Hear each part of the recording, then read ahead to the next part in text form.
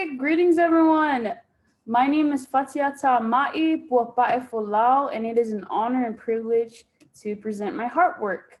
My research or heartwork titled Popolo, Meauli, Uliuli, Addressing Anti-Blackness in First and Second Generation Samoan Americans, and this is under the guidance of the phenomenal Ronald McNair Research Program.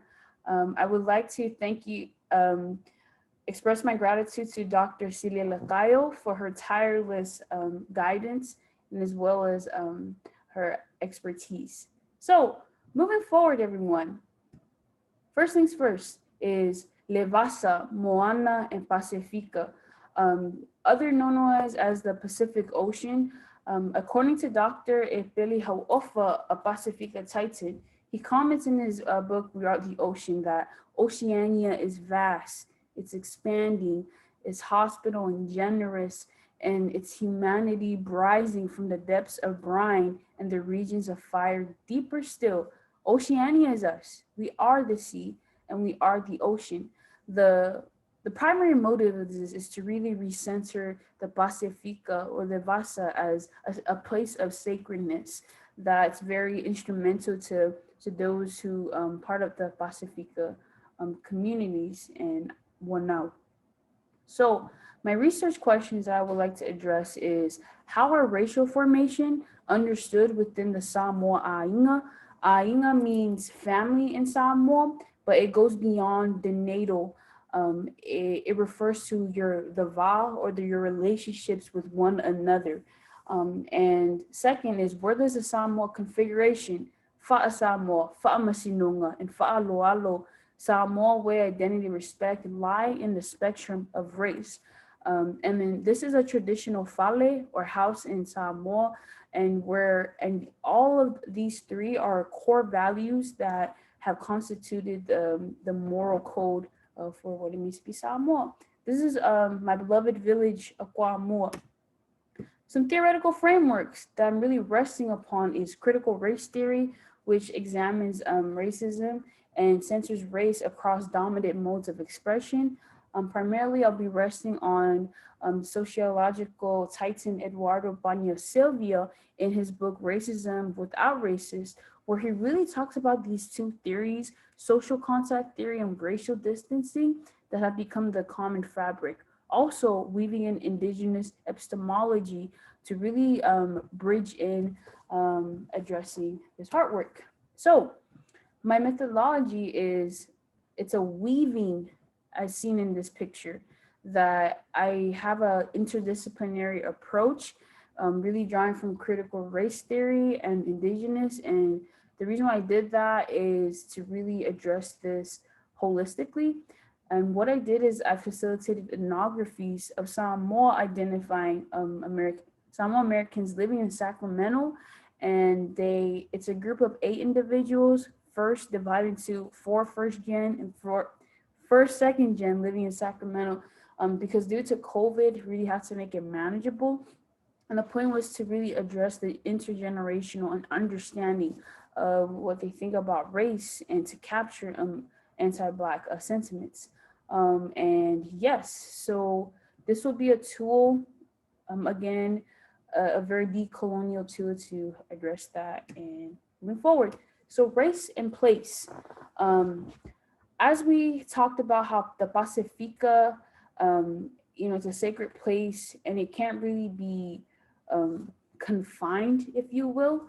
And the Pacifica is divided into 3 subregions: Polynesia, Micronesia. Melanesia is the only place, subregion, where they use race of the European settlers or outsiders to describe the criteria, the area. Rather, the other 2, they were resting on geographical root words.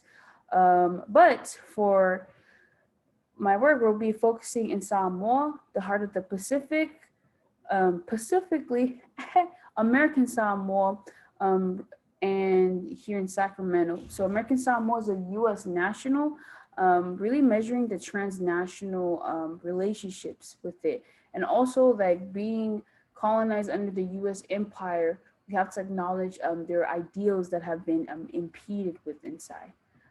So my findings were that um, the older generation really followed a very Samoa, a homogenous perspective where it was very monolithic. And a semantic move that Eduardo Silvia talks about is how we cling onto our culture to really avoid any racial conversation. This is what we describe as racial distancing, is the deliberate disassociation from Black culture or anything regarding African Americans or Black is but we only tap in when it's convenient for us. Also, it's fa'aloalo selective. So again, fa'aloalo means respect, and is respect do we revere a certain group over the other, such as the white community, if you will. And Banya Silvio really talks about this triracial hierarchy and describes the three places. So we have our collective blacks on the bottom, honorary whites, and each section lists out specific ethnic groups and to really describe their place. Also, this triracial system in the U.S.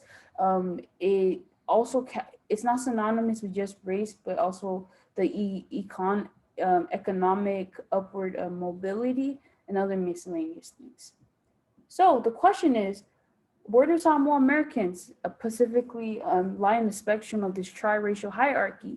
And we found that in the collective Black, the Samoan Americans, we cling on to this mindset that we're neither here, but we're neither there, but we're not Black.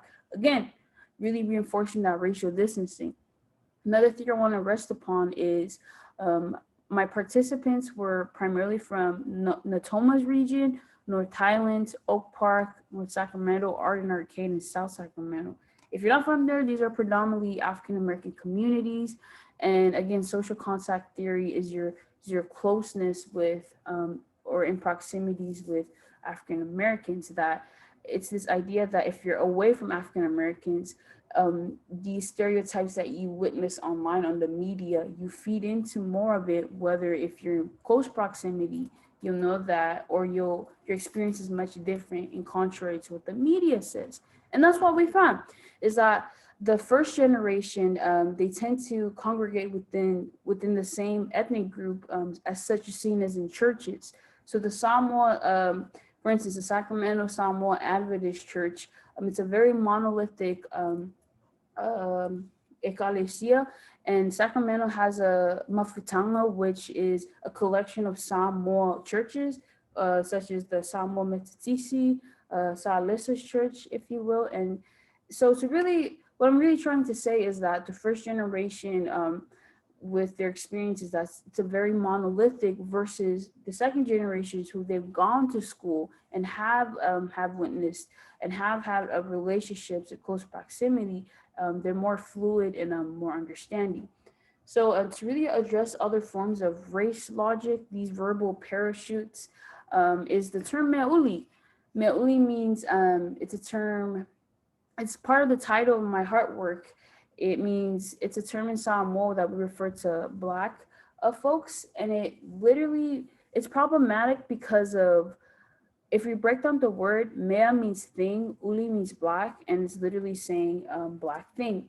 So when asked about this question to the participants, one of the participants really said that it's always been there. Why change it?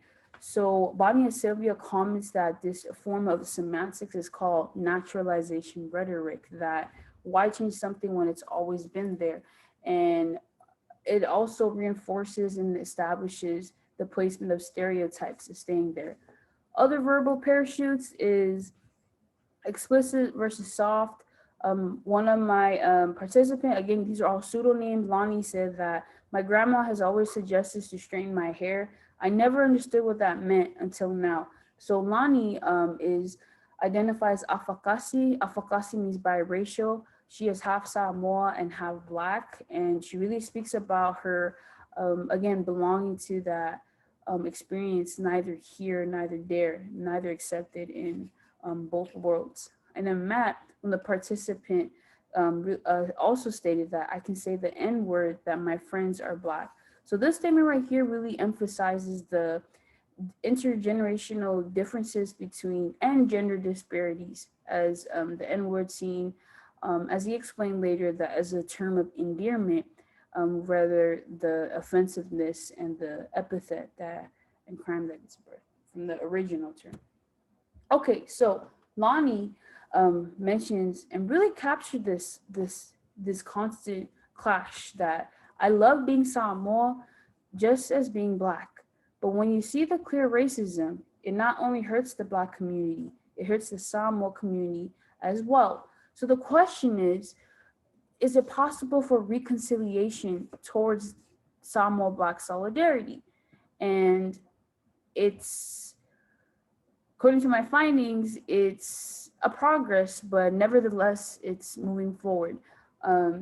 Since the awakening of the murder of George Floyd, there has been a movement within the second generation to really reframe certain terms that, such as the term Meauli to tangata uli, which instead of Black thing, where it strips and it lends to itself that historic racism ideology as Black folks being seen as property, now to tangata uli, meaning a Black person humanizing the struggles and the experience. And that during when the Black Lives Matter really took off and continued to make echoes around the world, this was a Black Lives Matter march occurring in Auckland, New Zealand, which says Fa'amalosi, hashtag Black Lives Matter. It means be strong, and Lototoa.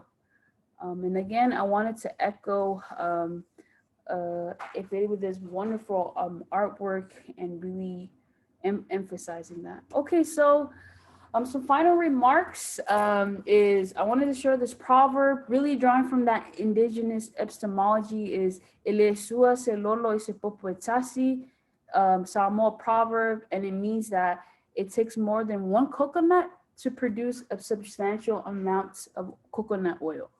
Or like, what does that mean? It really means the vitality of community, that this hard work for the past 2 years, it really does take a village. And I want to edify special mana acknowledgement to my village that has sustained me while here. Dr. Alice Ho, Dr. Lily Isla, Dr. Celia Lakaya, Keith Camacho, Professor Evan, Uncle Alfred from Triple CP, Chief Lafayette Lydia Faitalia, the UCLA Ronald E. McNair Program, Center for Community College Partnerships, Black Campus Ministry, PISA, the Sacramento City College RISE Program, Church of Sovereign God in Sacramento, my entire Pacifica, my parents, Popae and Tapamanaya Lisaya Folau, my grandmother, Fatiata Mai Ainga, and above all, my everything, God. Thank you everyone for your time, and I hope all is well. Have a wonderful day. Woo! Go Bruins!